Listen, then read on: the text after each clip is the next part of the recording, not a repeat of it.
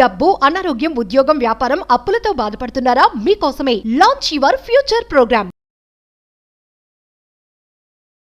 అమ్మా నమస్తే. నమస్తే అమ్మా. అమ్మా, ఇంట్లో సాధారణంగా పూజ చేసుకుంటూ ఉంటాం. అవును. కొంతమంది నిత్య పూజ చేస్తారు, కొంతమంది ఒక స్పెసిఫిక్ గా గురువారం అని ఒక రోజు, శుక్రవారము, శనివారము, ఇలా ఒక్కొక్క రోజును పెట్టుకొని వారంలో ఆ రోజు పూజ చేసుకుంటారు. అయితే ఇంట్లో పూజ చేసేటప్పుడు ఎవరు చేస్తే ఎక్కువ ఫలితం ఉంటుందమ్మా? ఇంట్లో ఎవరు పూజ ఎక్కువ చేయాలి? అమ్మ, మీరు అన్న దాంట్లో ఎక్కువ పూజ చేయడం గురించి చెప్పడానికి ముందు మీరు ముందరన్న మాట కూడా చెప్తాను నేను సమాధానం. వారానికి ఒక రోజే చేస్తామేమిటి పూజ? ఎక్కువ చెయ్యొచ్చేమో కానీ వారానికి ఒక రోజు రోజు పూజ చేయాలమ్మా, ప్రతిరోజు. ఎందుకంటే రోజు అన్నం తింటం లేదా, రోజు స్నానం చేయటం లేదా, అన్ని పనులు రోజు చేస్తున్నాం కదా. పూజ కూడా ఎక్కువ తక్కువల మాటటుంచి తప్పనిసరిగా చేయాలి. ప్రతిరోజు చేసుకోవాలి. రాముణ్ణి ఏ రకంగా తృప్తిపరుస్తున్నామో అక్కడ రాముడో కృష్ణుడో ఏ రూపంలో మీకు నచ్చిన దైవం ఎవరైతే ఉన్నారో వారికి ప్రతిరోజు కనీసం ఒక్క దీపం పెట్టి, దీపం పెట్టడానికి కూడా కొన్ని పరిస్థితులు అనుకూలంగా లేకపోవచ్చు, కనీసం ఒక అగరొత్తి వెలిగించి దండం పెట్టుకుని ఒక్క స్తుతి చేసుకోవడానికి అవదా, చెయ్యొచ్చు. ఇది తప్పనిసరిగా ప్రతిరోజు చేయవలసిందే. పూజ దేనికి చేస్తాము అంటే మనకేదో కావాలి అని చేయడం మాటటుంచి మనకి ఇవన్నీ ఇచ్చినందుకు చెయ్యాలి. శరీరం ఇచ్చాడు, నోరిచ్చాడు, రుచి ఇచ్చాడు, తినడానికి వస్తువు ఇచ్చాడు, ఆకలి ఇచ్చాడు. ఈ మూడు ఇస్తే ఇందులో ఏ ఒక్కటి లేకపోయినా మనం పదార్థాలను ఆనందించలేం కదా.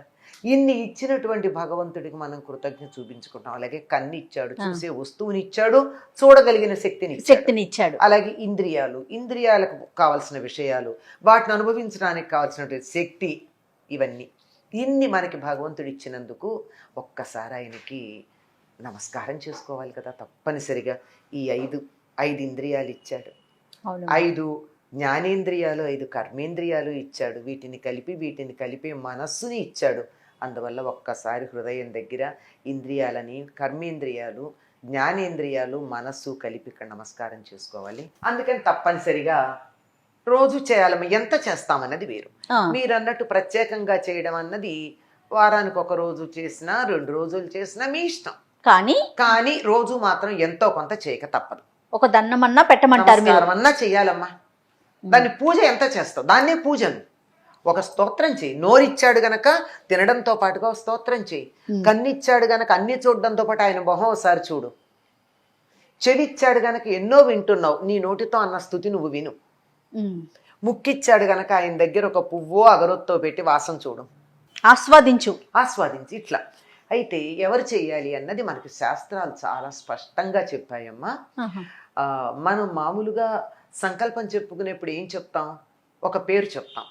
ఏదో ఫలానా గోత్రోద్భవస్య ఫలానా నామధేయస్య అని చెప్తాం. అన్నాకేమంటున్నాం? ధర్మపత్ని సమేతస్య సహకుటుంబాన అని చెప్తున్నాం. అంటే ఎవరు పూజ చేస్తున్నట్టు? యజమాని అన్న పదానికి కూడా అర్థం ఏమిటంటే, పూర్వకాలం యజ్ఞాలు చేసేవారు.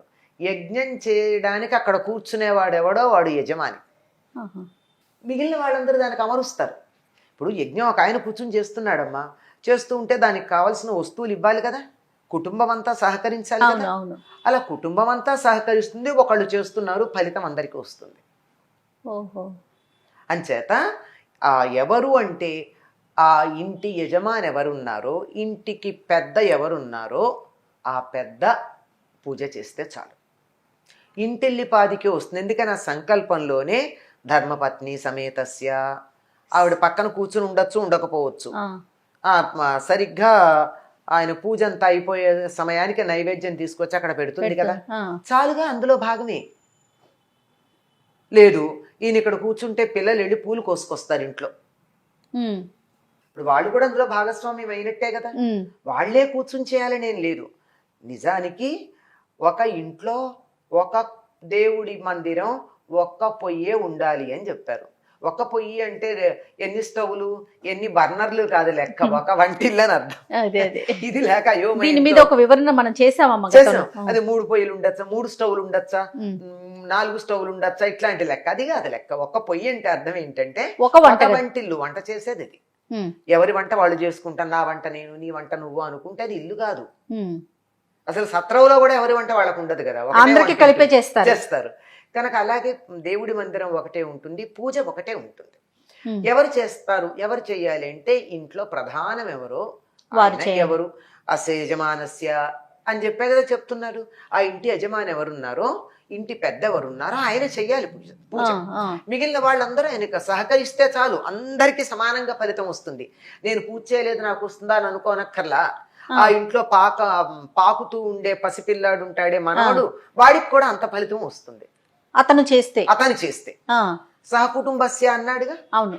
అంచేత ఆయన చెయ్యాలి. మరి వెంటనే ప్రశ్నలు 100 పుట్టుకొస్తాయి.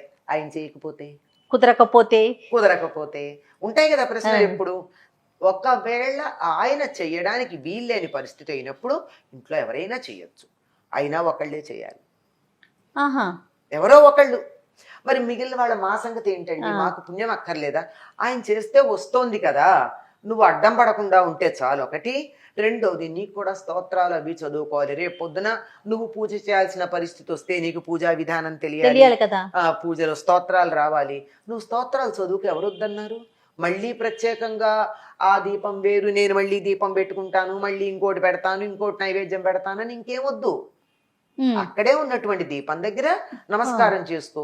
అదేమన్నా కొండెక్కుతోందేమో అని అనుమానం వస్తే కొంచెం నూనె వేయి, అందులో వేసి ఇంకో అగరొత్తి వెలిగించు, నమస్కారం చేసుకో. నువ్వు చదువుకోవాల్సిన స్తోత్రాలన్నీ చదువు, చేసుకోవాల్సిన జపాలన్నీ చేసుకో. షోడశోపచార పూజ మాత్రం చేయాల్సిన అవసరం లేదు.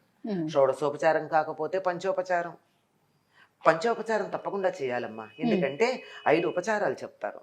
ఆ మంత్రాలు అక్కర్లా. నేను చెప్పేది ఏమిటంటే, పంచభూతాలు ఉన్నాయి కదా, ఈ పంచభూతాలకి సంబంధించిన పంచ తన్మాత్రలు, పంచ జ్ఞానేంద్రియాలు ఉన్నాయి కదా, ఇవి మనకి ఇచ్చాడని వాటికి సంబంధించి ఇందాక చెప్పా కదా, వాసన కోసం పువ్వో అగరవత్తో, కన్ను ఇచ్చాడు గనక దీపం, నోరిచ్చాడు గనక స్తుతి, అలాగే తర్వాత నైవేద్యం కూడా అందులోకి వస్తుంది.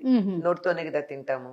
అంచేత వాక్ ఇచ్చాడు గనక చదవడం, వినడం, ఇవి. అందుకని ధూపం, దీపం, నైవేద్యం, గంధం, భూమి గంధతత్వం, లం పృథ్వీతత్వాత్మికాయే నమః గంధం పరికల్పయామి అని చెప్తాం. పృథ్వీకి గంధం వాసన గనక కాస్త గంధం, ఇలాంటివన్నీ సమర్పించుకుని మనకు ఓపాన శక్తి. ఇవి ఒక్కళ్ళే చేస్తే మనం కావాలంటే ఒక పువ్వు పెట్టచ్చు, ఒక అక్షత వేయొచ్చు, స్తుతులు చెయ్యొచ్చు, స్తోత్రాలు చదవచ్చు, జపాలు చెయ్యొచ్చు. ఎంతమంది ఎన్ని చేసినా మంచిదే. మొత్తం అందరికీ వస్తున్నప్పుడు అది కూడా. ఇప్పుడు ఇంట్లో యజమాని చేసేసాడు, మీరెళ్ళి చేశారు, నేను వెళ్ళి చేశాను, ఇంకోళ్ళు వెళ్ళి చేశారు. ఎక్కడ చేశారు? యజమాని సంకల్పం చెప్పిన చోటే కదా వీళ్ళందరూ చేసింది. మొత్తం అంతా కలిసి కుటుంబానికి అంతా మేలు కలుగుతుంది. ఎందుకంటే కుటుంబానికి మేలు కలిగించిన పుణ్యం మాత్రం వీళ్ళకి వస్తుంది. అంచేత ఇంటి యజమాని చెయ్యాలి, ఒక్కళ్ళే చెయ్యాలి. కానప్పుడు ఇంకో ఎవరో ఒకళ్ళు వాళ్ళ పేరుతే చేస్తారు. ఎవరు చేసినా ఆ పేరుతోనే. ఇప్పుడు ఆవిడ చేసింది, ఆయనకు వీలు కాలేదు, ఊరెళ్ళారు, పూజమానం కదా, అలా యజమానస్య ధర్మపత్ని అనే చెప్పుకుని చేస్తుంది ఈవిడ, అంతే కదా. అలా వాళ్ళు, లేకపోతే పిల్లలు చేస్తే వాళ్ళ పేరు చెప్పుకుని, అట్లా చేసిన ఒక్కళ్ళది పేరే జరగాలి. ఇంటి యజమాని పేరు మెయిన్ స్విచ్ లాంటిది అనమాట. మన సమాజ వ్యవస్థ అంతా కూడా భారతీయులది వ్యక్తినిష్టం కాదు, కుటుంబనిష్టం. మనకి కుటుంబం ఒక ప్రమాణం, వ్యక్తులు కాదు. ఒక యూనిట్, ఒక కుటుంబమే. నిజానికి మనకి స్వతంత్రం వచ్చేటటువంటి సమయంలో ఆలోచన చేశారు, ఓటు కుటుంబానికి ఒకటి ఇద్దామా, వ్యక్తులకు కాకుండా అనే ఆలోచన కూడా జరిగింది. మనంతా మనకి ఫ్యామిలీ యూనిటీ అన్న దాని మీద ఒకప్పుడు అంతటి పట్టు ఉండేది. అది నెగ్గలేదు అనుకోండి, అసలు ఎవరు అంగీకరించలేదు, వేరే మాట. ఆలోచనకి కావలసినటువంటి సామాజిక పరిస్థితులు మన దేశంలో ఉన్నాయి. కుటుంబ వ్యవస్థ అన్నది అంత పటిష్టత ఉంది అనడానికి. తప్పకుండా చాలా చక్కగా వివరించారు. నమస్తే.